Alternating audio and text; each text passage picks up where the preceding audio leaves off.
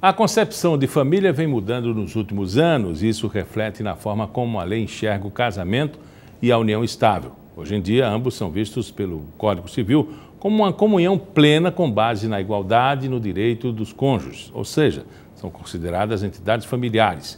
A Karen Marques, advogada e especialista em direitos da família, está comigo aqui no estúdio e fala um pouco mais sobre o assunto. É quase a mesma coisa ou são iguais? Não. Eu costumo dizer que quando o direito trata de forma distinta, nomenclaturas distintas, é porque realmente existe uma diferença nos dois institutos. Realmente a gente tem percebido que ao decorrer do tempo, tanto a união estável e o casamento, elas estão se aproximando com relação aos direitos. Mas elas têm singularidades distintas. Por exemplo, a união estável, ela não necessita uma formalidade, como no casamento.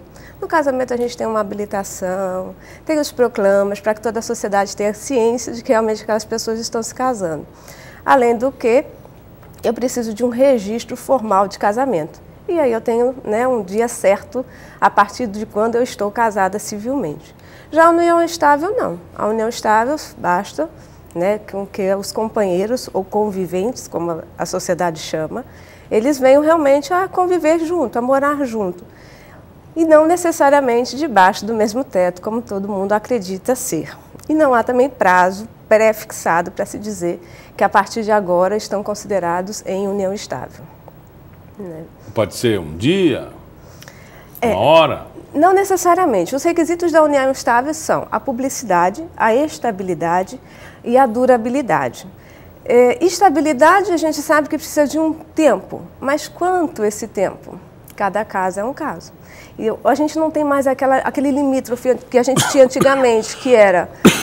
Desculpa. Imagina, que era o namoro, o noivado e, posteriormente, o casamento. Nós não temos mais essa distinção na sociedade. Hoje as pessoas começam a namorar e vão conviver. Ou pessoas mais velhas que estão numa composição, numa segunda família, numa terceira família, que a gente chama das famílias mosaicos, né? Os meus, os seus e, quem sabe, os nossos.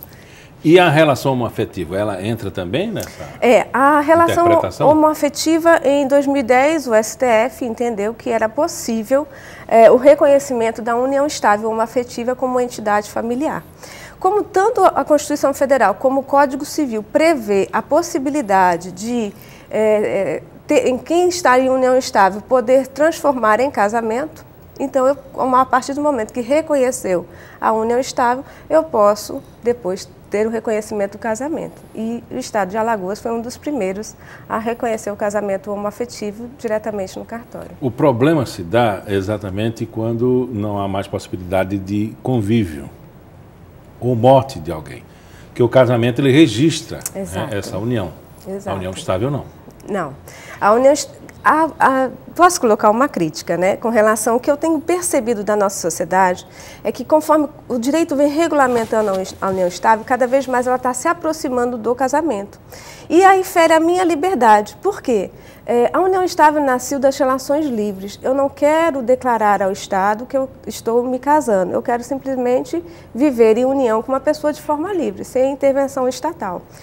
E com o decorrer do tempo, justamente na questão sucessória, e aí a gente sai um pouco do direito de família, é que vem as grandes questões.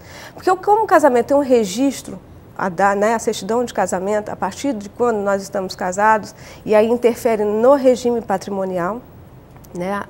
Se eu não escolho um regime patrimonial, vai ser o regime legal de comunhão parcial, o que é meu antes é só meu, o que é durante o casamento é regime de comunhão parcial, seriam os bens comuns, né? Então seriam nossos. E na união estável eu não tenho esse documento formal, apesar de a gente perceber que a sociedade está solicitando. Se quero ser, né, dependente no plano de saúde, me traga uma declaração de convivência. Se eu quero ser dependente num contrato qualquer, traga a declaração, um financiamento, por exemplo, de um imóvel, me traga uma declaração de convivência. Então, estão formalizando algo que nasceu informal. No direito sucessório, isso faz diferença? Faz, porque no direito sucessório, ou numa partilha durante a vida, porque o amor pode terminar quando acaba, né, com a morte, ou mesmo durante a vida. E aí a gente tem um prazo para saber ao certo se aquele patrimônio foi adquirido antes da união estável ou durante a união estável. As grandes questões que se levam ao Poder Judiciário, elas estão, né, vamos dizer, ao lado da questão patrimonial e não só ao lado da questão afetiva. E essas datas, elas precisam ser determinadas por testemunhos ou documentos que se pede formalmente em outras ligações comerciais. Por exemplo, dependente de cartão de crédito, se as correspondências chegam no mesmo imóvel, são indícios de que existia realmente uma relação de união estável. Não necessariamente que há, porque hoje em dia a gente tem visto também algumas situações que as pessoas namoram e por uma questão econômica acabam convivendo debaixo do mesmo teto, mas ainda não tem a intenção de constituir família, não tem a intenção da união, de comunhão de vida. E essa intenção de comunhão de vida é o quê? É aquela frase célere, né? Na riqueza, na pobreza, na saúde, na doença. Então, quais são os projetos mútuos, comuns de ambos? Isso sim é uma comunhão plena de vida. Por que há tanto litígio quando acontece a separação por morte, por exemplo, da união estável? Porque na união estável, no direito sucessório, o artigo 1790 do Código Civil, ele traz como que deve ser o regramento da sucessão na união estável.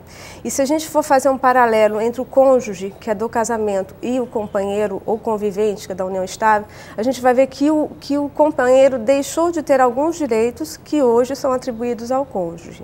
Por exemplo, o cônjuge hoje ele concorre com os filhos, que são os ascendentes, concorre com os ascendentes, que são os pais, né, do cônjuge falecido, do decujus, e na ausência de ascendente e descendente, quem herda a totalidade do patrimônio será o cônjuge.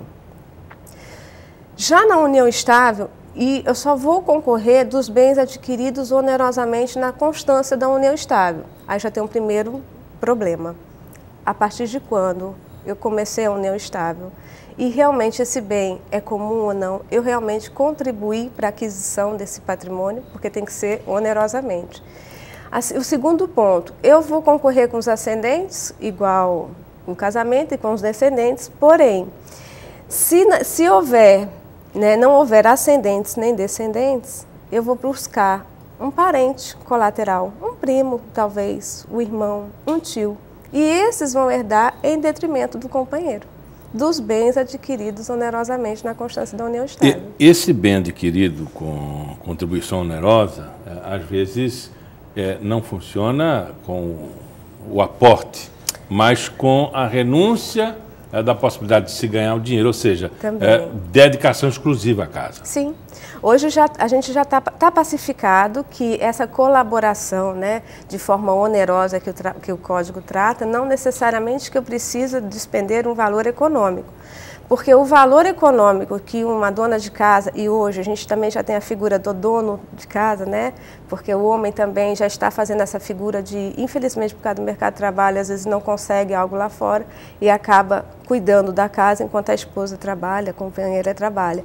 Então, querendo ou não, ele está, de certa forma, essa pessoa está auxiliando na administração do lar, e isso dá vamos dizer, um suporte emocional para que aquele que está auferindo renda fora de casa possa ter aí uma condição muito melhor para poder... E serve como base de cálculo e comprovação? Não, porque a gente tem a meação. Né? Tudo que é bem comum, que é adquirido na constância do casamento e da união estável, isso pelo regime de comunhão legal, que é o parcial, eu tenho uma comunhão de bens. Então eu tenho meação, metade é meu, metade é do meu cônjuge ou do meu companheiro. Mas pode ser mensurado, por exemplo, uma empregada doméstica, quanto custa, o motorista, quanto é que custa, né? Uma diarista para limpeza, quanto custa. Isso para uma questão, se eu for partir da premissa que eu estou num litígio de um divórcio, quanto é que existe um custo para minha mantença, e aí eu já estou num reflexo de alimentos, pensão alimentícia. Existe essa possibilidade? Existe. E na questão da sucessão, por exemplo, dos salários, pensão, por exemplo? Se eu comprovar que existiu aí a convivência na união estável, eu terei a possibilidade de ter pensão por morte. Se eu não conseguir comprovar essa união estável, eu não terei direito à pensão por morte. Né? A mesma coisa, no casamento é mais fácil porque eu tenho a certidão de casamento e é só ir na Previdência e eu consigo. Na Previdência eu preciso demonstrar no mínimo 3 documentos que comprovem essa convivência. Se eu não conseguir de forma administrativa, que eu receba essa pensão por morte, aí eu preciso acionar o Poder Judiciário. No caso de uma pessoa que é acometida de uma doença, terminou morrendo e infelizmente morreu na casa de uma namorada, onde ele tinha algumas roupas. Sim. Mas ele era casado. Sim, seriam as famílias simultâneas. Isso. Exato. O STJ não reconhece ainda as famílias simultâneas, mas faticamente elas existem, né? Se nós formos olhar a literatura brasileira, nós temos na literatura. Se nós formos olhar faticamente na nossa sociedade, a gente sabe que existe. O que a gente tem visto a cada vez mais as pessoas baterem à porta do Poder Judiciário solicitando essa tutela jurídica, ou seja, o reconhecimento dessa relação simultânea. Na esfera previdenciária foi um dos primeiros locais que houve a cisão da pensão. Então tem a pensão para a esposa oficial, que é a de direito, e tem a pensão para a companheira, que seria a relação simultânea. Mas para que isso ocorra, precisa existir a boa-fé. Porque se não houver boa-fé, não há que se falar nas famílias simultâneas. É um tema muito polêmico, muito debatido, não existe uniformidade jurisprudencial, vai depender muito do contexto em si, do caso concreto, né? Aquela frase, cada caso é um caso, aplica-se bem a essa teoria. Para muitos é ilegal, ilegítimo e não pode. Para outros existe sim a possibilidade, desde que exista a boa-fé. Conversamos com Karen, ela é advogada, Karen Marques, advogada, especialista em direito de família. Muito obrigado por ter vindo hoje aqui. Ok, eu que agradeço. A gente fica por aqui, o Pauta Especial volta amanhã às 11h30 da manhã, às 7 da noite tem reprise. Até lá.